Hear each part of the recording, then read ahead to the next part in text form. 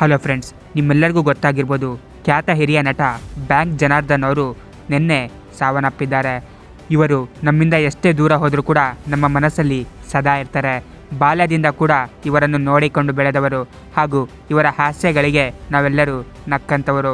ಎಷ್ಟೊಂದು ದಿನಗಳಿಂದ ಅನಾರೋಗ್ಯದ ಸಮಸ್ಯೆಯಿಂದ ಮಣಿಪಾಲ್ ಆಸ್ಪತ್ರೆಯಲ್ಲಿ ಇವರು ಚಿಕಿತ್ಸೆಯನ್ನು ಪಡೆಯುತ್ತಿದ್ದರು. ಆದರೆ ನಿನ್ನೆ ಅವರು ಚಿಕಿತ್ಸೆ ಫಲಕಾರಿಯಾಗದೆ ಸಾವನ್ನಪ್ಪಿದ್ದಾರೆ.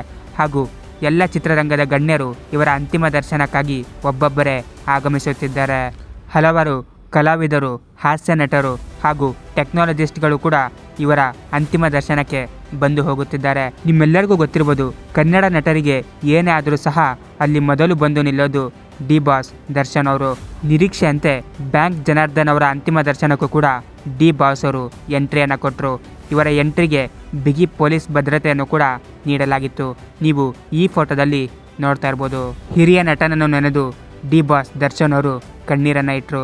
ನೀವು ಈ ಫೋಟೋದಲ್ಲಿ ನೋಡ್ತಾ ಇರ್ಬೋದು. ಹಾಗೂ ಯಾರ ಬಳಿಯೂ ಕೂಡ ಮಾತನಾಡದೆ ಭಾವುಕರಾಗಿ ನಿಂತಿದ್ರು.